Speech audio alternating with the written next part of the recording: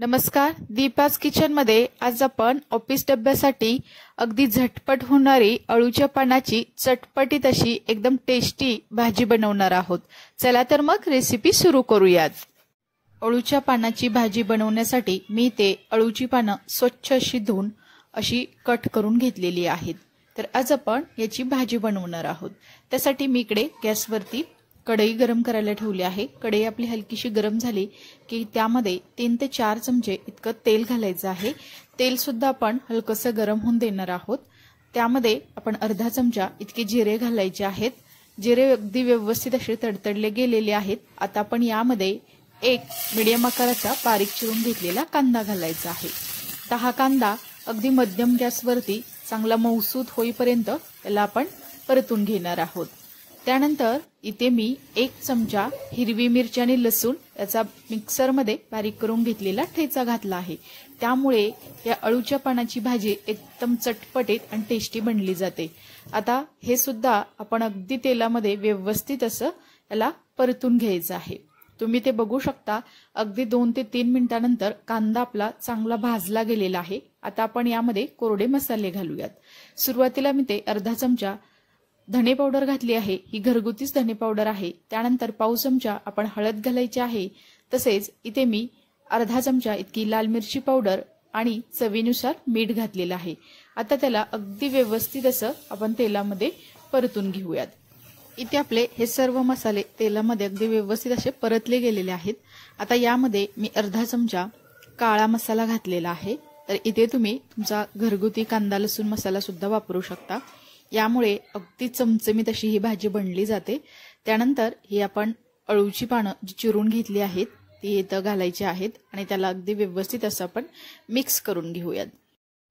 तुम्ही ते बघा, अगदी 2 ते 3 मिनिटे याला परतून घेतल्यानंतर याला आपोआप पाणी सुटायला सुरुवात होते। त्यावरतीच ही भाजी अगदी व्यवस्थित शिजली जाते। इथे आपण जास्त पाण्याचा वापर करायचा नाही। अगदी हाताने थोडंसं यावरती आपण पाणी असं थोडंसं शिंपडून घेऊयात आणि त्यावरती झाकण ठेवून अगदी 3 ते 4 मिनिटाकरता एक मस्त अशी दणकून याला वाफ काढायची आहे। तर तुम्ही ते बघू शकता, एक 3-4 मिनिटानंतर यावरती झाकण आपण काढलेलं आहे आणि त्याला मस्त असं पाणी सुटलेलं आहे। यावरतीच ही भाजी अगदी व्यवस्थित अशी शिजली जाते। त्यानंतर इथे मी 2 मोठे चमचे इतकं बेसनचं पीठ घातलेलं आहे आणि हे पीठ आपण या भाजीमध्ये अगदी व्यवस्थित असं मिक्स करून घ्यायचं आहे। तर आज आपण अळूच्या पानाची अगदी मस्त चमचमीत अशी ही भाजी बनवतोय।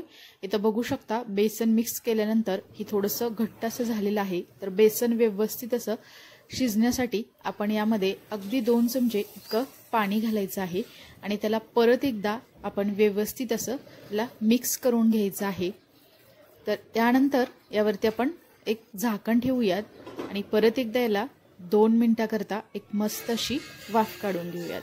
तर 2 मिनिटानंतर तुम्ही ते बघू शकता, मस्त अशाला वाफ बसलेली आहे आणि बेसन सुद्धा अगदी व्यवस्थित असं शिजलेलं आहे। त्याला थोडंसं आपण असं परतून घ्यायचं आहे।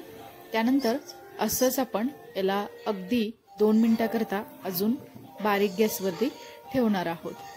तर इथे तुम्ही बघू शकता, अजून 2 ते 3 मिनिटानंतर ही भाजी आपली अगदी व्यवस्थित अशी बनली गेलेली आहे। इन्स्टंट ही भाजी तुम्ही बनवू शकता। नेहमीच आपण अळूची वडी खात असतो किंवा अळूच्या पानाची भजी सुद्धा आपण या अगोदर रेसिपी शेअर केलेली आहे। तर अशी नक्की तुम्ही अळूच्या पानाची भाजी सुद्धा बनवून बघा, एकदम मस्त बनली जाते। ऑफिस डब्यासाठी सुद्धा हा एक चांगला पर्याय आहे। अगदी झटपट तुम्ही 10 मिनिटांमध्ये ही एकदम टेस्टी आणि चटपटीत अशी अळूच्या पानांची भाजी नक्की बनवू शकता। ही जर तुम्हाला रेसिपी आवडली असेल तर तुम्ही सुद्धा या पद्धतीने नक्की भाजी बनवून बघा। कशी झाली हे मला कमेंट्सद्वारे कळवा। जर रेसिपी आवडली असेल तर न विसरता दीपाज किचन या यूट्यूब चॅनेलला लाईक, शेअर आणि सबस्क्राईब करा आणि शेजारील बेल आयकॉनवरती क्लिक सुद्धा करा, कारण तुम्हाला अशा छान छान साध्या सोप्या अगदी नवनवीन आणि झटपट होणाऱ्या रेसिपी पाहायला मिळतील। चला तर मग नंतर भेटूया अशाच एका छान अशा रेसिपी सोबत। तोपर्यंत सर्वांना धन्यवाद।